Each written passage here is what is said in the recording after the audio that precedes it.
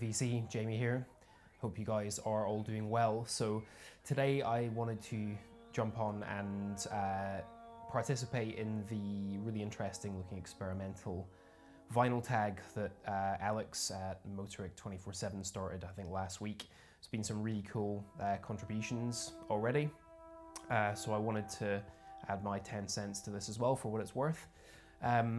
Before we get into showing the records, since I last made a video, a few of you will probably seen that Stunty was stabbed defending some people from racial abuse on a subway, and he's doing fine, but his medical bills living overseas in Sweden means that it's actually costing him a hell of a lot of money to live. So yeah, I know Davis started a GoFundMe page.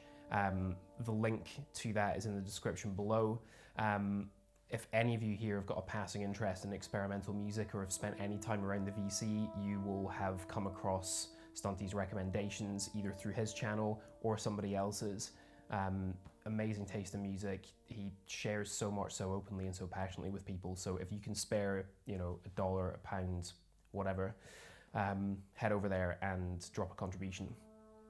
All right, so let's get into the records. And first up was kind of an open-ended question because I think it could apply to a huge chunk of my collection, which was to pick records with improvisation on it. So I've gone for one which is like pure free improvisation, get about as experimental as possible. And that's this one here, which is this absolute monster free jazz record. This is Arthur Doyle with Alabama Feeling. Came out in 1978 on the Akbar imprint. And this is like kind of no-wave loft jazz. It's extreme music. It's almost like a endurance test to listen to it at times. Doyle's saxophone is this like white hot screaming noise. I mean, it's a noise instrument more than it's really a saxophone. Two drummers, electric bass and trombone. And this is really, it's experiential music, to be honest. And it feels difficult to talk about this as a white person, to be honest, and it feels a little odd even having this in my collection. But it's music I think deserves to be heard because it really is a visceral cry from the depths of repression and of white repression upon black people. So this is a phenomenal document of that music and that free movement, of that loft jazz movement. And yeah, if you have any interest in kind of the extreme ends of punk or metal, I think you'd really dig this. Yeah, absolute monster, Arthur Doyle, Alabama Feeling. Okay, next question was to pick an album featuring the Moog synthesizer. And again, you could pick from hundreds and hundreds of those. It's one of the most ubiquitous, well-recorded instruments, synthesizers I should say, in music. But I have gone for this one from the one and only Sun Ra, master of the Moog. And this is from the live record Nuit de la Fondation, Volume 1, which was originally put out on the Shandar label. This is a later kind of 80s edition, which has got some really, really cool artwork here. Kind of opens out into this. See that? Great gatefold. But yeah, this is Ra with his band at the time, and really the reason I've picked this is the second side is just entirely his mini Moog explorations, and it is the most wild, cosmic, ecstatic sounding synthesizer music you'll ever hear. Sometimes it's pure rhythm, sometimes it's this kind of thick, dense fog of synth. And I kind of love the journey that this takes you on. It's a little bit of a voyage, to be honest. Yeah, so well worth checking out. The track in question is, quite rightly called The Cosmic Explorer. And that's exactly what it sounds like. It's awesome stuff. So yeah, Sun Ra. That's the Moog. All right, the next question was to pick an album with field recordings on it. And you know, I toyed with pulling something from the Folkways label, or you know, one of the None-Such Explorer series or something. But actually, in the end, I went for an album that I picked up more recently, but I've really been digging in. It's this. It's Walter Carlos, now known as Wendy Carlos, but at the time they were still under the name Walter. Sonic Seasonings, and really it's kind of one of the earliest what would now be known as ambient new age albums. Came out in '72, recorded in 1971, and at the time they were mostly known for soundtracks. They'd worked with Stanley Kubrick on The Shining and the Clockwork Orange album, and there was also an interpretation of Bach's music using synthesizers.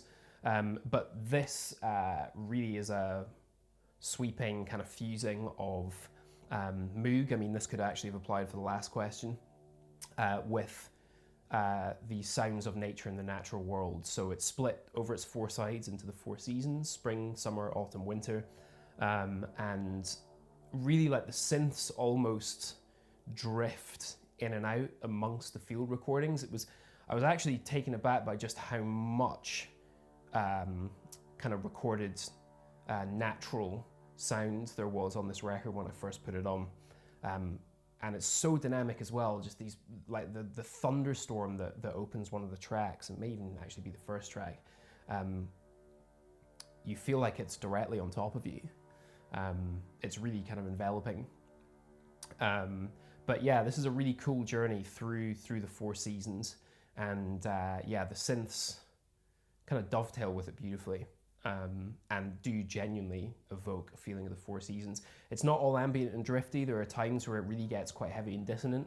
I think Summer is the one where it kind of pushes forward a bit more robustly, but yeah, really cool album, this one. If you don't know it, check it out. Sonic Seasonings. Okay, an album featuring a drone. So again, it's kind of music I've been getting into more this year. There's a bunch of things I could have shown, including what's playing at the moment just now, which is this here, which is from the trombone player Stuart Dempster, in the Great Abbey of Clement VI. And that is him with his trombone, basically exploring long tones in this great abbey. And you hear the kind of echo and the resonance of the space, and he plays off and against that droning sound, creates this really interesting kind of sonic architecture. But anyway, that's not what I'm showing. That's kind of a cheat. I'm going to show this one here, which is from John Gibson, 2 solo pieces. So John Gibson was predominantly a horn player, although he played many other instruments, as you see on this record, and you know, appeared alongside the likes of Lamont Young, Terry Riley, Philip Glass, Steve Reich. You find his credits on a lot of their records. I think, I'm not 100% sure, somebody else will be able to correct me, I think this was his first full solo release. And really the track in question, it's a 1 track on each side. One is with church organ, and the other is with flute. But for me, it's the first track, which I think is called Cycles. Yeah, Cycles, recorded in 1973 on this big pipe organ. And it's just this long, sustained series of tonal clusters which start out minimally and over time just grow and swell into this really vast, enveloping sound. It's kind of cathartic, ecstatic, but I also find it really claustrophobic. It feels like you're being wrapped up inside it, inside its architecture of all these kind of clusters. But yeah, this is like classic cornerstone of minimalism and the avant-garde. But that track, Cycles in particular, is one you can get absolutely lost in. I mean, I could play that on repeat for probably 2, 3, 4 hours. Just you zone out into it completely. It's really hypnotic. Yeah, so drone record would be this. John Gibson, 2 solo pieces. Okay, album featuring spoken word. So I have a bit of a thing for spoken word tracks, especially in jazz. I have a lot of stuff that features poetry, particularly Afrocentric poetry. I really enjoy that sort of thing.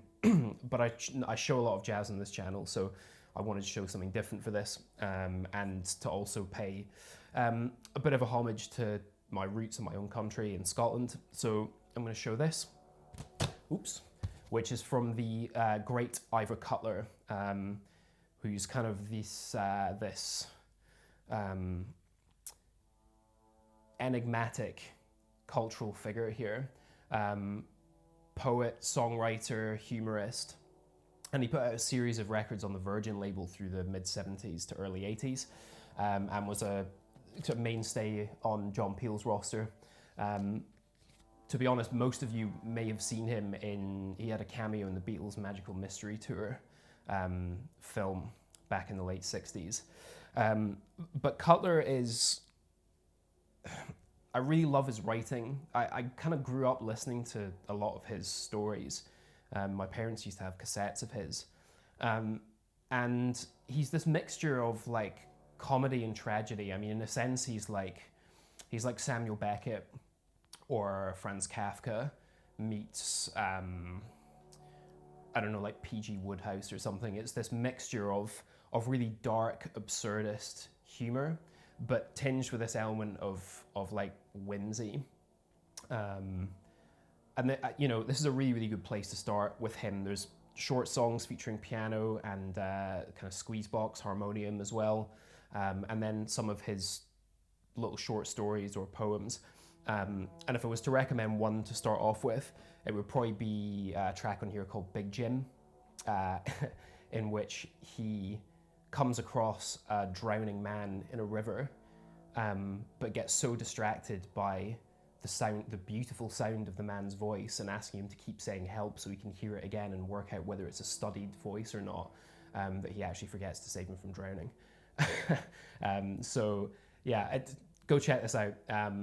Great insight into kind of Scottish humour, Scottish culture, and he's got a great voice as well. I absolutely love the sound of his voice. Yeah, Ivor Cutler. So, processed voice, processed instrument. Again, like all of these, I think it's a really, really clever contest from Alex, because a lot of these are really, really open-ended. You could kind of go in all sorts of directions to them.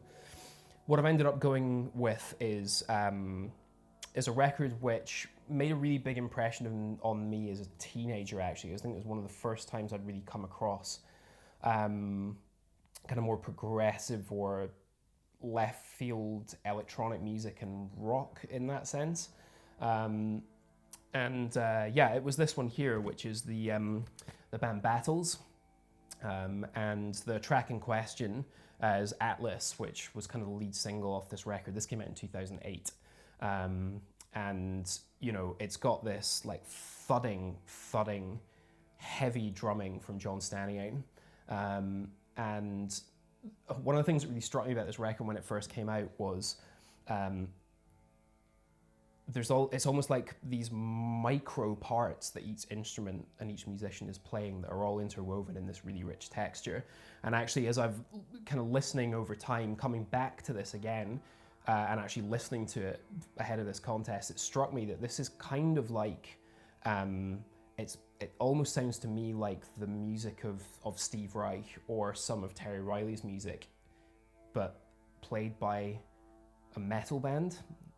It sounds bizarre, but that is kind of how it feels to me. There's this joy in repetition and this heaviness, but huge amount of electronic manipulation as well. And yeah, Atlas, the track, has Tyonde Braxton, which is saxophonist Anthony Braxton's son, doing this vocal line, which he runs through all these pedals. I remember watching the music video as a teenager trying to figure out all the equipment they were using. But he's got this like foot pedal that he seems to use that kind of manipulates the pitch of his voice up and down an octave. Some people definitely found it incredibly annoying. I do remember that. But I absolutely loved it. I kind of got lost in how heavy it was. And actually this whole album is really cool. Listening to it again today was like, this holds up for me.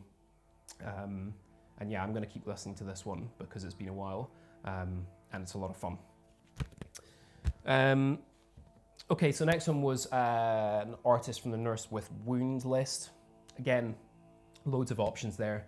And so I've decided to go with one of my favorite albums from this band. And the band is Kraftwerk, and it's this one, which is their third record, Ralph and Florian. And this album, a little bit like their first two Traffic Cone records,